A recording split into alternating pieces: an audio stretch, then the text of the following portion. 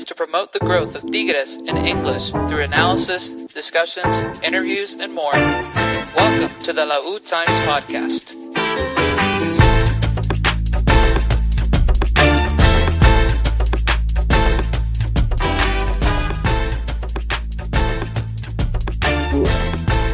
Catalog starting on mute. Welcome back, everybody, to Lautimes, where we talk about Tigres in English. We're back after a wonderful week off. Not wonderful, actually, because there's no Tigres. Why am I saying wonderful? But FIFA break has been going on, and now that's coming to an end. And we're here to get back into the swing of things here on the show tonight. Talking femenil, previewing men's game this weekend. Plenty of things to get to tonight, and I'm very happy to be joined by two fellow members of the crew. Starting off with my fellow compatriot up here in DFW, Double O Nation himself, Edgar. How are you? What's up, guys? Doing good. Glad to be back with you all. And also happy to be joined by our friend in the H, but you know him as the pride of Corpus Christi, AJ, holding it down for us down there. How are you? Oh, it's going. Doing good. Glad you're here, my friend. Thank you guys for being here. And thank you to those who will eventually be watching us and who eventually will be listening to us later on podcast. Thank you for being here. We are powered by StreamYard, as we always are. If you are not following us on Twitter or on YouTube, you should. You should give this video a like or a retweet or a repost or share it with other people. That would be awesome. And if you're listening on podcast later, don't forget to subscribe to the show if you have not already. I know there's not anybody in here right now, but hopefully some more people can get in here tonight. I do have the sniffles, so bear with me if I get the sniffles throughout the show. I've taken my allergy pills, so in theory they should not be a thing anymore. But yeah, this is where we're at as far as allergy season up here in North Texas. All right, let's get going.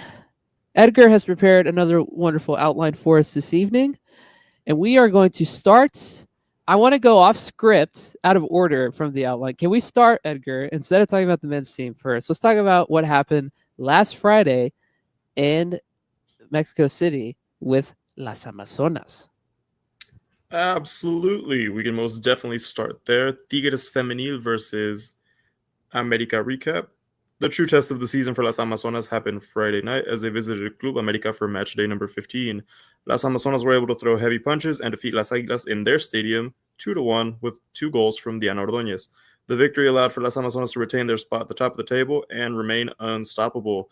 Pedro's lineup raised eyebrows, but it proved effective. Let's break down the events of Friday night. Yeah, talk about a lineup that I don't think any of us necessarily wanted, specifically with the inclusion of Stephanie Mayor starting from the get-go instead of Cordinali, which had been the more effective of the lineups. Ximena Lopez starting too in a big game, which I think is on, like, before the game, I was like, that's weird. Like, you would have thought it'd be Enciso or somebody else. No Ferral either, if I remember. I think Farmer was back in the center back spot. Delgado started. A lot of interesting choices. And like you said, Edgar, it worked. Surprisingly, it worked. They were able to hold their own and not have the same mistakes of last year where things kind of crumbled when we played this fixture in Mexico City, even back in March, I think, of earlier this year. So, I mean, kudos to the girls from that perspective. Like, I think that's a big deal to make that lineup work in the short, as far as like a short-term focus. But in a broader view, I mean, what a resilient win to be able to win in that stadium, to be able to get a good result, to get 3 points, to be able to win at basically at the death with that second goal from Ordóñez, who's continued to be such a great signing. I mean, there's a lot to like about what happened with the result, some bits of the performance, a lot of good things there. So what are y'all's thoughts on that result on Friday, and how much more confidence does it give you about the prospects of this team going into the last couple of games of the regular season and into Liguilla. Yeah, so genuinely happy with the result.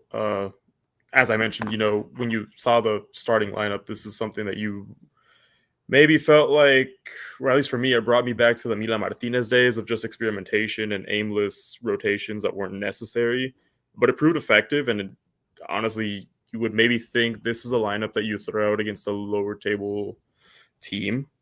But I'm glad. I think all of the players showed to be effective, showed to be good in good form, and I think we're ready for Liguilla.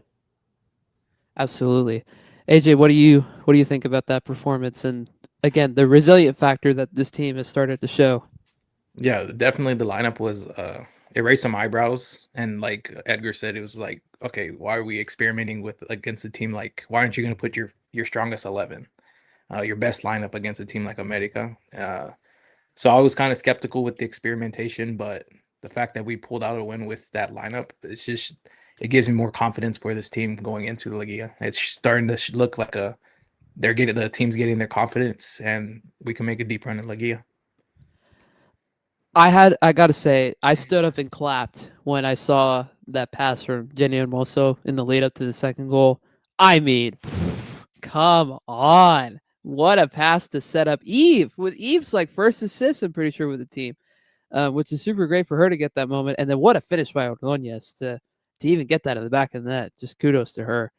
Um, I think there's still some questions to be answered about Pedro, but I think he has a better grasp of the lineup now, a better grasp of the squad, and I think there's a confidence within the team that had been missing, I think, for the last year that is starting to show now. That even despite some of these questionable decisions that Pedro may have thrown out on Saturday or Friday, I think that the confidence within the team that they can be at their best, that they are one of, if not the best team in the league, that is there again. I think that's been missing within the squad, just like that vibe.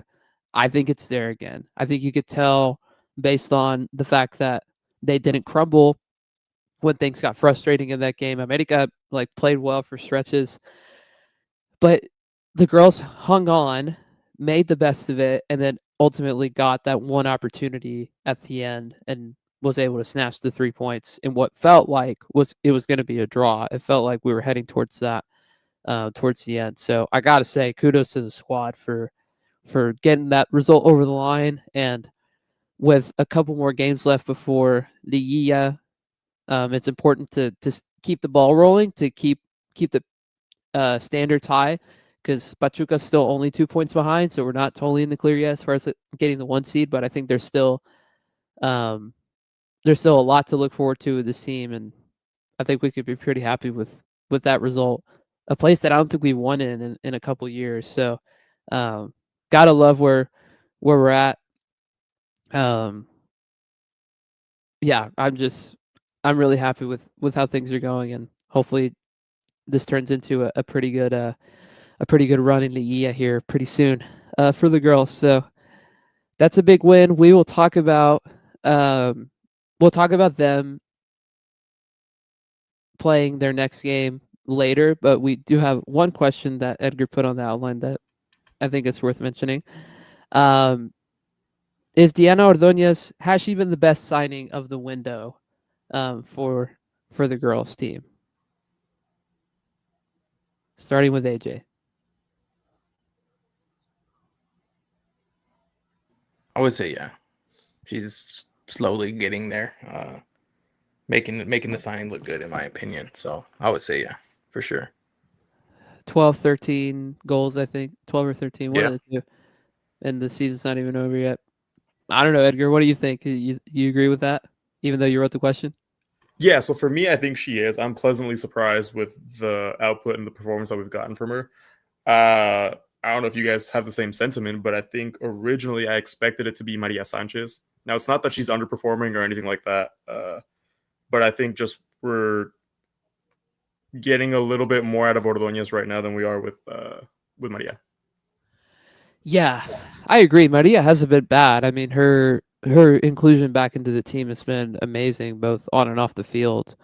I think statistically, we probably want a little bit more from her, but I think considering the circumstances of, oh, we had Ovalle at the start, now we don't have Ovalle. I think there's some change there, and then Thembi's been in and out, so she hasn't had a consistent wing partner to work with, honestly, all season. So I'll give her a little bit of slack, but I don't think any of us expected Ordóñez to get double-digit goals. I mean, I thought she was going to score some goals just because, I mean, look at how she plays. She's taller than everybody, so she's got like a height advantage and a physical advantage.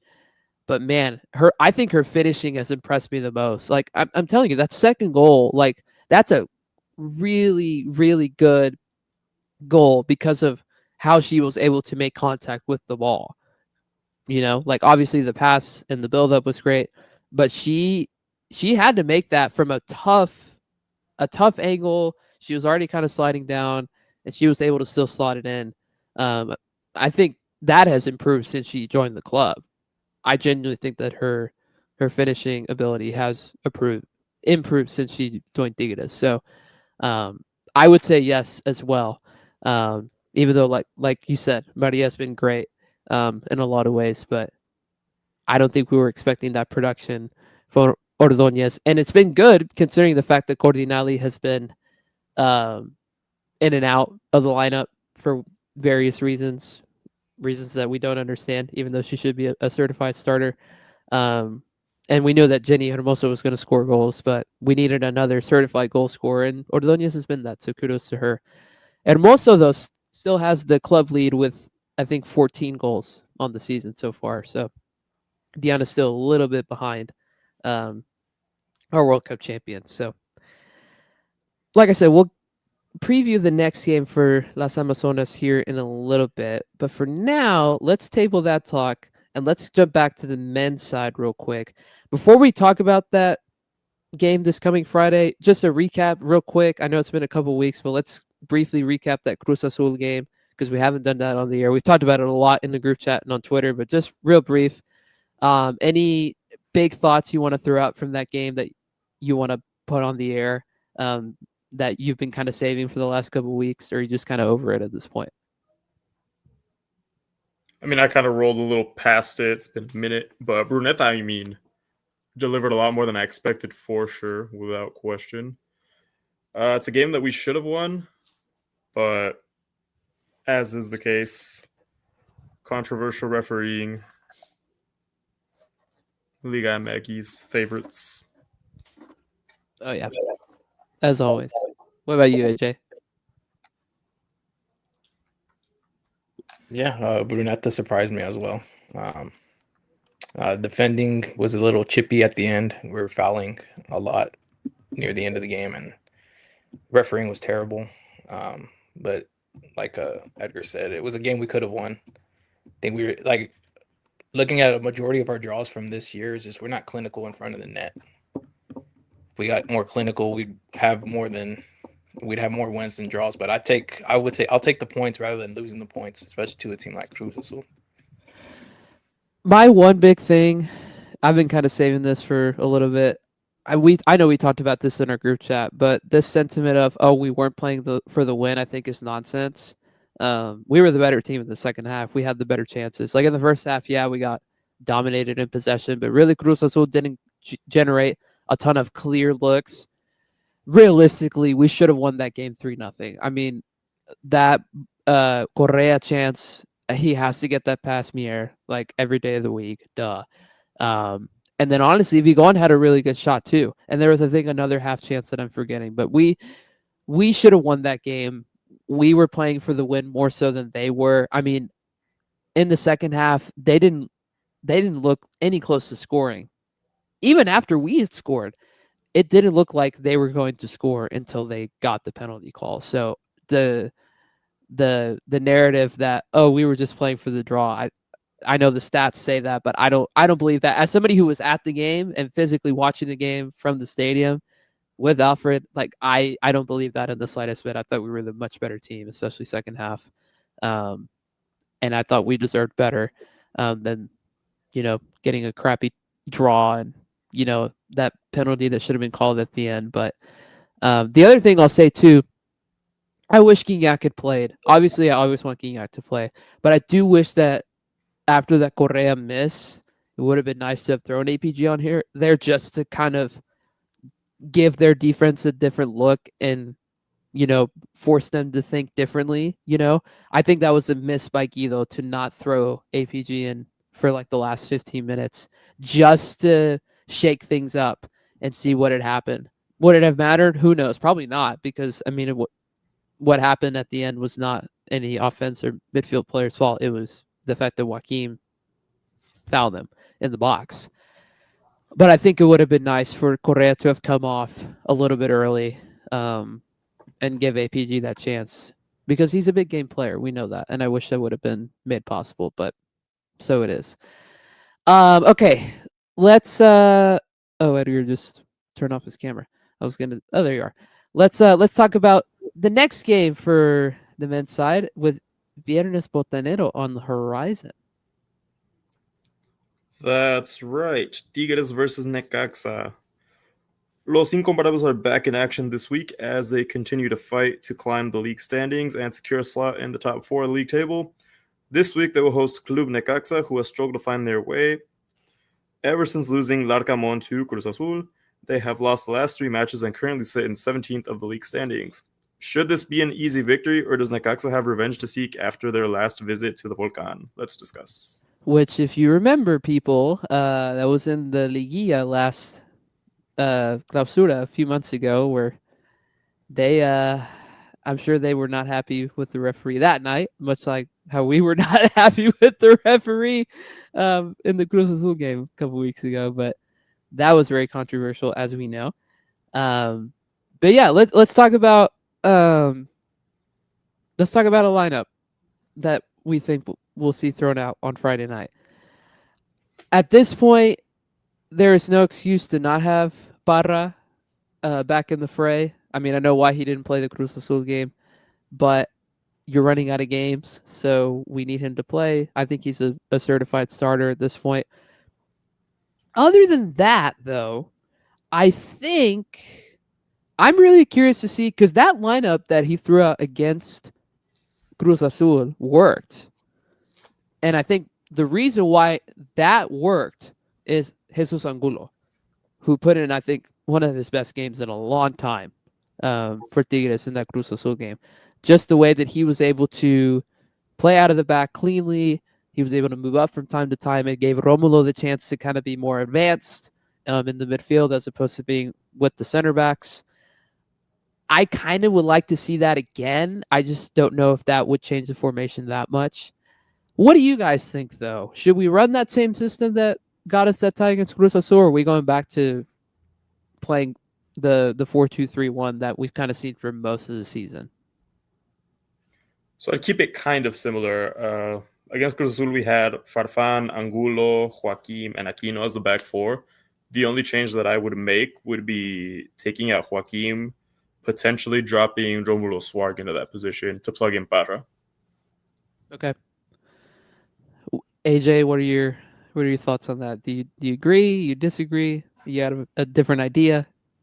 I would say give Zwarg the chance so you can give Pada the. I think our midfield with Pada in the midfield is like he makes everything click because he's a natural holding midfielder, so he makes everything click. We don't have to with Fernando. We don't have to.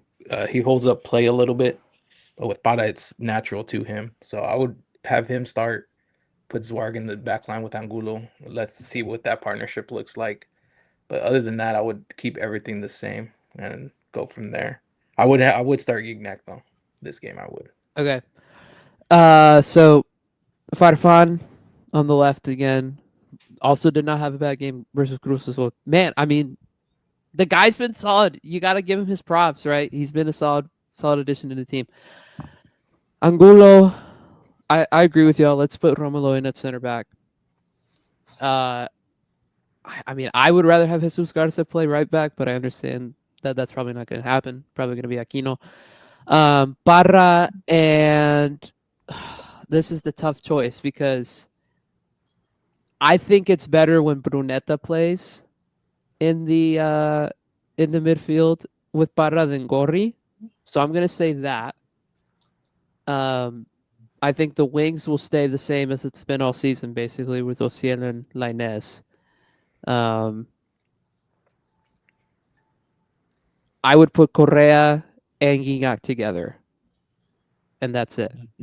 I think I'd be happy with that. Thoughts? I like it. My only doubt is if Linus starts because he's with well, he's wasting his time right now with some national team. Yeah, as we all know, with L3 holding L's to very good South American teams. Okay. That's the only doubt I have there. I don't know if you would maybe plug in Marcelo there. I Release the Kraken! The logical would be Antuna, but I don't like him, so I don't want to. I just don't want that to happen. Release the Kraken, baby. Release the Kraken. Nah, I don't know. I don't know what's gonna happen there. I mean, you could put Aquino on the top and put Garza at the right back. Ah, man, I feel like we've been saying this all season, and it's never gonna happen. I agree with you, AJ. I think we should try it, but I just don't think that's gonna happen. Obviously, we didn't get any youth minutes last game because Parra didn't play. Chicha's been gone.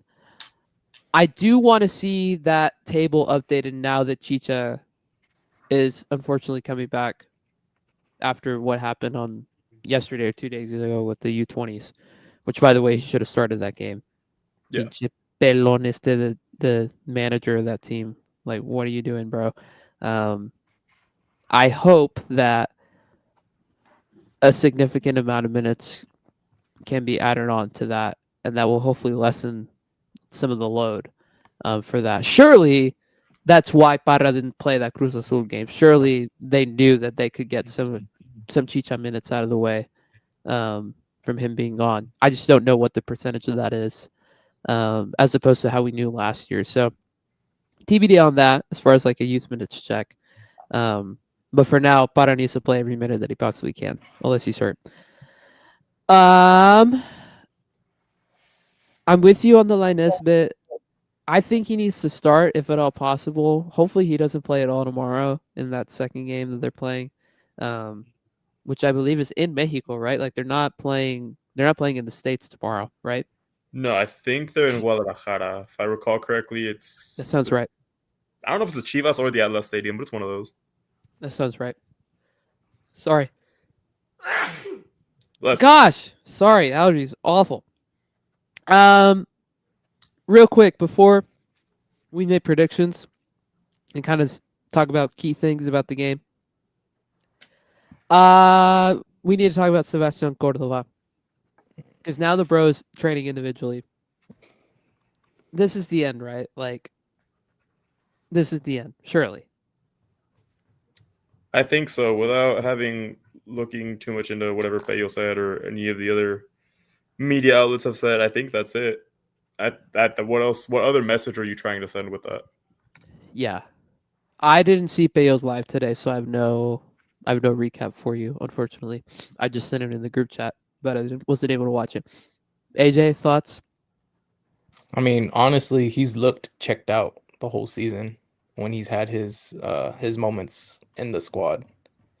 There is like his whole tenure here, there is like flashes like, okay, he can be good, but a majority of the time he looked checked out of the team and stuff. So yeah, it's if they're putting him to the side individually, then yeah, that's the end of it. Yeah, absolutely. Okay, let's talk about the matchup. Obviously, like you mentioned in the outline, Edgar, Necaxa is coming in horrible form, and we're playing at home. I think it's important for the team to start hot quickly on Friday. I would like for this game to not be a drag, honestly. We have a lot of big games coming up. Obviously, we have this Necaxa game. We play Pachuca coming up, right? Correct me if I'm wrong. Yes, on both the men and the women's side. And then obviously we have Clásico coming up here really soon as well. So it's the tough part of the schedule now. The easier part is out of the way, unfortunately. So And this is probably the easiest game you have left outside of maybe the last game against San Luis in November.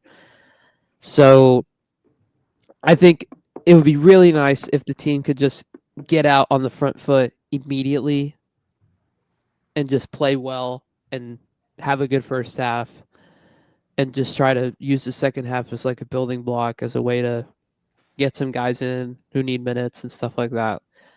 I think that's a big key, because I think the longer it goes on without us scoring, the more frustrating it's going to get. And honestly, I would like to get us to the point where we don't have to play Correa the whole 90. I think he needs some rest. I know he's had 2 weeks off now at this point, but I think we need to conserve him a little bit, just be a little bit cognizant of his minutes. So that's my biggest key is, can we start hot and take advantage of the fact that the team that we're playing on the other side is not in good form right now. So what are y'all's keys to the game? Yeah, definitely that. I think for this matchup, you don't necessarily have to expect like big rotations. You don't have to sit Correa out. You don't have to sit Nahuel out. But yeah, hopefully, if we can get very aggressive in the first 45, hopefully get a 2-goal lead before the 75th minute, that'll be a huge advantage. Agree, AJ? Disagree? Other ones? Agreed. Score early, like you said. Just score early and don't get frustrated. Because I've noticed that when this team gets frustrated, that's when they start making mistakes. And yeah, we don't, especially we can't let Necaxa come in and get 3 points. Like, let's just no. Like you said, this is the last easy game we have on the schedule until the San Luis game. So let's get all 3 points. Yeah, because at this point, you're not in a position of strength in the standings either. Mm-hmm. Like, you have to get every single point you can, because unfortunately, because of some of the results, we may not be able to get as high as we want, and that may come back and bite us when we get to Liga, because we have to start on the road for most, if not all, the series. So let's take advantage of this game. Let's get after it. Let's get a win. Let's get a comfortable win. And speaking of getting a comfortable win, that's what I'm hoping for. I'm going to say we win 3-0. That's my prediction. 3-0 win. Correa scores. Guignac scores. And I'll throw you a random person who gets his first Tigres goal. Marco Farfan, off a header somewhere like the 87th minute, scores his first goal. That's my bet. AJ, what's your prediction? And then Edgar. I'll go 2-0. I'll go Yignac brace. I love it. From open play or from the penalty spot? I'll give one pen, and one open play. Okay, I like that. I'll give him. Edgar? I like the 3-0. I think we can get one from Correa, one from Brunetta, and hopefully one from Guignac if he gets a couple minutes in. Okay. I like that. Hopefully that's the case. Following that game is Pachuca and then Tijuana. I totally forgot about the Tijuana game at the end of the month. That's also at home. I love that your dog showed up right as I said Tijuana, as I'm talking about dogs. Which is great. And then Clásico and then San Luis. That's basically the calendar from now till the next FIFA break. Yep. And then after the FIFA break is Liguilla. So, and thank God this is the last Liguilla with the stupid play-in. I don't know if you guys remember this, but next season the play-in is gone. So yep. I assume we'll make top 6. So we will have an even longer break going into that first round of the Liguilla, should we stay in top 6. But hopefully we're closer to 2 or 3 as opposed to 4, 5, or 6. That'd be awesome. So we'll see what happens, but here's to hoping the boys can get a result over the weekend, a very good result against a struggling team. Back to Las Amazonas with their game coming up against San Luis on Saturday. Preview that for us, Edgar. Alrighty, Tigres versus Atlético Flan Luis. With 6 points still up for grabs before the season concludes, Las Amazonas will be hosting Atlético San Luis on Saturday night. San Luis is currently 11th in the league table and desperately knocking on the Liguilla door. It'll certainly be critical for them in their mission to qualify, and they won't be going down without a fight. How should Pedro Loza prepare? I would love to see a return of Cordinali to the lineup for this game. Obviously, Mayor has not been horrible since she returned in the starting 11, but I would like to see Cordinali back in the fray.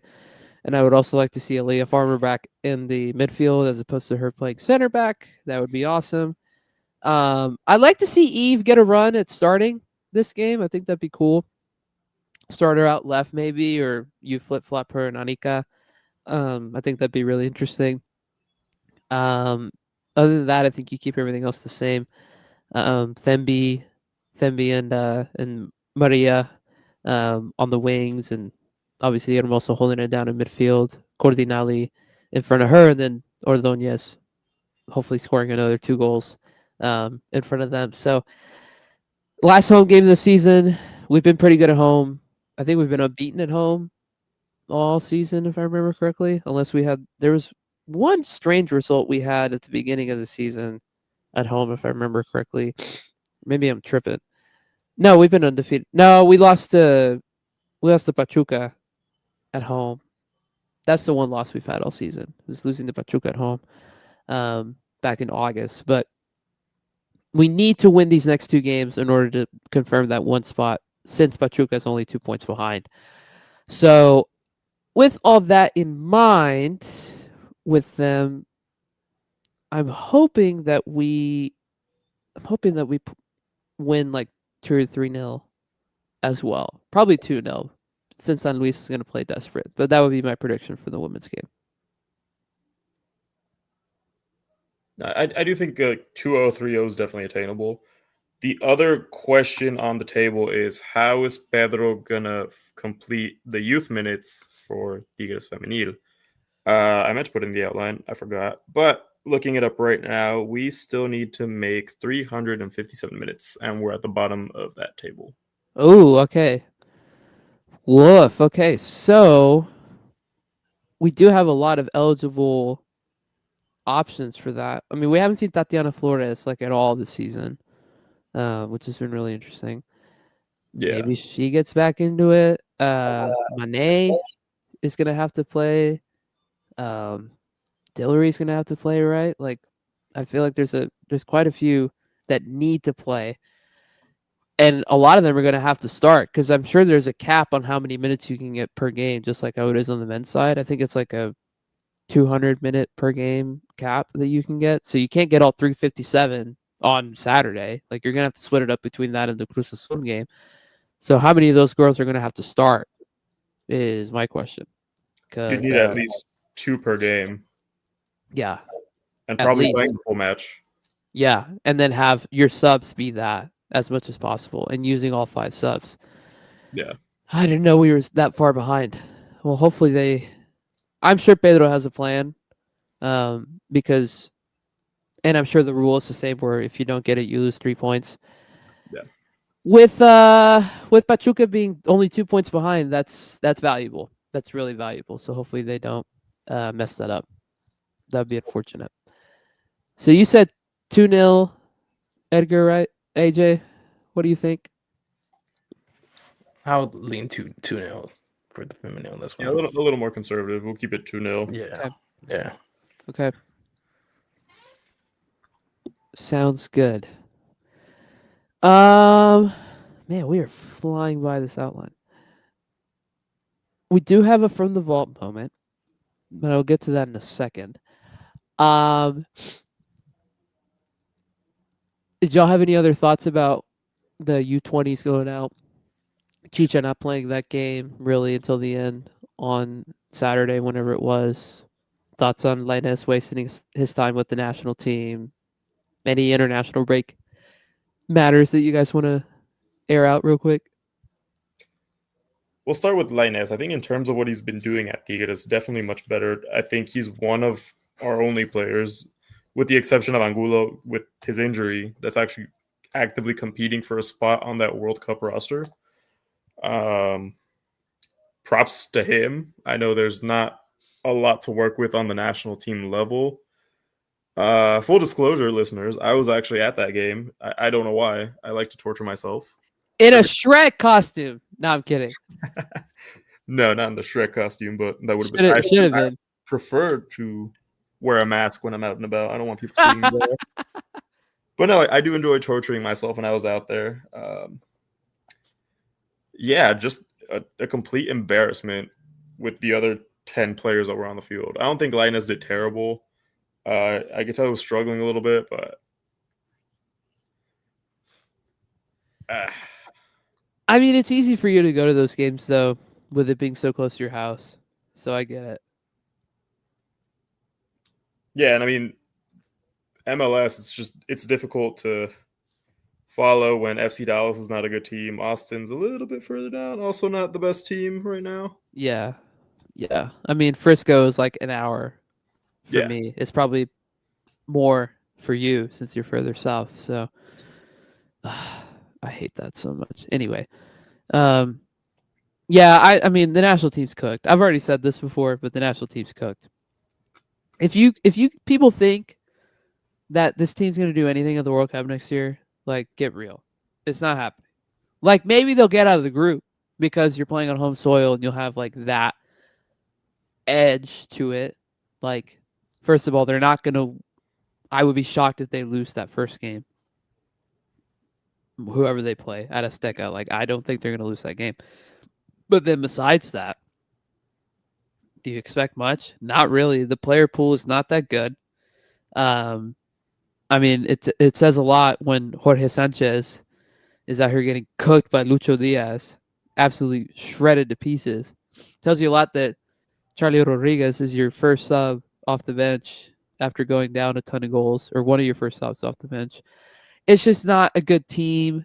It's gotten worse with the fact that Cesar Huerta hasn't been playing much in Europe. Luis Chavez is out with an injury. Rodrigo Huescas is out with an injury. It's not a good team. It really isn't a good team. Outside of Raul Jimenez, because he plays in the Premier League pretty consistently. Like, what player do you trust on this team to do anything? The Not other really. Jimenez, that's it. Yeah. It's We have two Raul. good strikers, surprisingly, and then nothing else to really show. Yeah. Yeah, it's not a, and like even other guys like Julian Araujo, who's not even on this roster, not getting minutes at Bournemouth, potential future Tigres player maybe. I'm just gonna feed into that rumor a little bit. It's just not a good team. It's not a good coach. Let's get real. Let's keep the expectations low. Except the jerseys are gonna look fire, and that may be our only like lasting hope with that game. Did they play with the World Cup ball on Saturday? How did it look? The World Cup ball looks really nice. Haven't gotten my hands on it just yet, but I did get to see it. It's really cool. That was a positive. And then the 3 mascots for the World Cup were actually roaming around there. Oh, really? Yeah, so that was kind of nice. I'm not a huge fan of them, but yeah, that's funny. They're all right. They're better than previous iterations of World Cup mascots. That's good. Yeah, the ball looks nice. I didn't like it at first, but the more I see it in stores, the more I like it. Like, and even there's different variations of it. Like, yeah, there's the game ball, the actual game ball. It's like $185 million. Yeah, but you can get a cheap replica for like 40, or you can get the like minimalistic replica for like 25. Like, still to me, I think it's worth getting at least some sort of World Cup ball to kind of commemorate the tournament next year. So yeah, I'm the more I look at it, the more I like it. So kudos to Adidas, I guess. Speaking of Adidas, for all of you who are watching us live right now, podcast listener, you may have to go look at this later when you have a second. But I do want to show everybody who has not seen this yet the leak of the next Originals kit, which will come out at some point next year. This is what it looks like. Shout out our friend at Tigres Jersey on Twitter for always handing out the goods. I know you put your opinion on this earlier, Edgar. Share your opinion on over the air, and AJ, tell us your opinion. Yeah, so I don't love it, but I don't hate it. The stripes on the shoulders, could have been a little bit better. I need to see it in person. I think I said the same thing about the current Adidas Originals jersey. I didn't love it at first, but then I saw it. I actually have it, but I threw on this one instead, the long sleeve version. So yeah, we'll have to see. It's not First impression is it's not terrible. Yeah, I'm the same way. I have to see it in person before I make my like concrete judgment. Because I was the same way. I had doubts about this current Adidas Originals jersey, and then I saw it in person. I'm like, all right, yeah, that's a beauty. Then again, Adidas has been stepping it up, like with every club, like they've really stepped up their game. So kudos to Adidas. I like the stripes. I don't like the collar. I didn't notice the collar being weird at first, but now that I've seen it a couple times, I really don't like it. But hopefully it's going to turn out better in person. So that's like the one true Tigres color thing on the collection. Because if you remember, listeners, viewers, the other leak that Tigres jersey put out had the rest of the collection, and the rest of the collection looks like America colors. So this will be the one true gold thing that's on there. Did it say if the crest was gonna be stitched, or is it gonna be like that? Like the heat pressed? The heat I press. I hope it's stitched just like the current one. Minus the one that I ordered from Dick's. Literally, I don't know what happened there. Like I finally saw a stitch one in person in Monterrey, and then I saw one on Friday at Stonebriar Mall up in like towards Frisco, the Colony area. I saw some there at a Foot Locker, I think, or Finish Line. I don't know. One of those stores had it, and they had the stitch version. It's like, how did I end up with this piece of crap with the other one? Like, what happened? But anyway, it doesn't matter. Speaking of jerseys looking good in real life, the purple jersey, the Amazonas one, looks really good in real life. I saw that when I was in Monterrey a couple weeks ago, and it looks really freaking good in person. Really freaking good. So I'm getting my hands on that sucker as soon as I get back down there in a few weeks. So there was one other like kit thing. Oh, I was just gonna say, I don't know when it's coming out, but I'm ready for this black and green kit to hurry up and make its appearance on storefronts, because I'm kind of over this white and gold kit. We don't ever play well in it. It doesn't even look that good. I mean, it looks okay. It's not the best. I'm one of the few people that likes it, but I think it's just more the alternate logo that like sold me on it. Right. Yeah, that's like the saving grace of the jersey Yeah. for sure. But I do think we've done that like one too many times. So there's like a 2013 kit, which I think was like our first white and gold one. Then there's another one where we still had the stars stitched on it. And then now this is like the third one. Yeah, something like that. We need to switch it up a little bit more with some more unique things. But I mean, they're doing that with this one, with the black and green one. So I think that's supposed to come out in November or December. Yeah, sooner the better, because I would really like to wear that kit ASAP. Okay, Edgar, I see you have a from the vault moment in our outline. Can you explain that for us? You know, that was a placeholder. Oh, While I looked for one.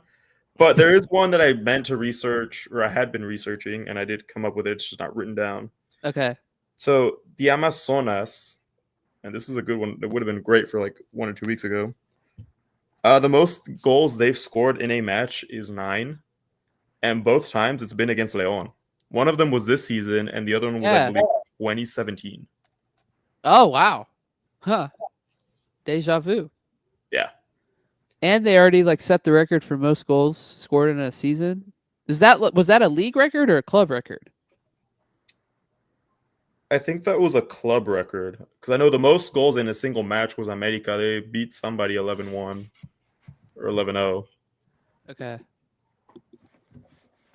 But like throughout the whole season is what I'm saying. Like total goals scored throughout the season. The club had said something about that was a record, I think, but I can't remember if it was for the team or for they're already promoting El Clásico, or the league, like the amount of goals that they scored throughout the season. You remember what I'm talking about? Yeah, vaguely. I don't remember which one it applies to, though. Yeah, I don't either. Beats me. I was looking something up earlier from the vault, and I honestly don't have anything.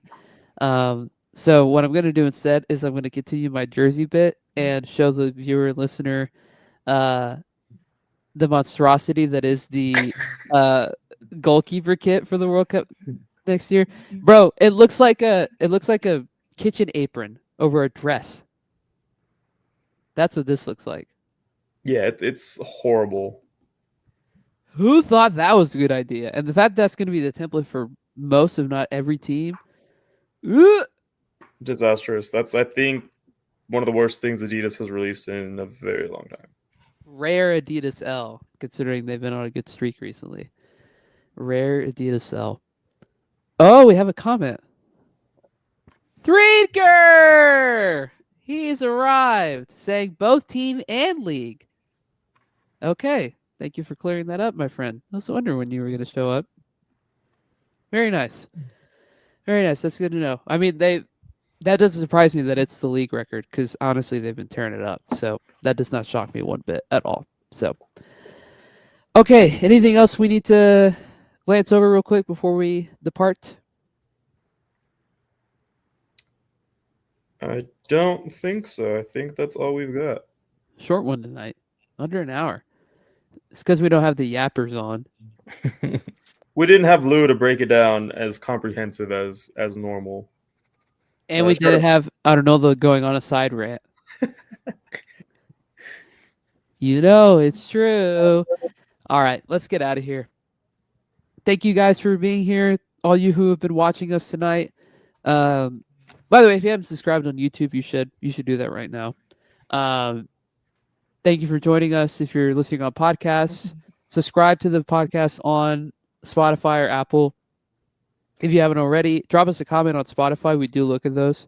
Although the last comment on Spotify was a troll comment by Edgar saying, "Wow, who's that sweet voice guy talking about me?" So we need a real comment to come up as the most recent one. That'd be great. Somebody else come in and drop something new. But yeah, if you haven't followed us on Twitter yet, you should at _times. Let me throw the banner up. There we go. There's all of our handles right there if you're watching live. All the handles are also in the show notes if you're listening on podcast or if you're looking back on YouTube at the description. You can follow us on all of our respective social medias by looking at the handles on the screen or checking out our handles in the show notes or show description, depending on where you're consuming this episode from.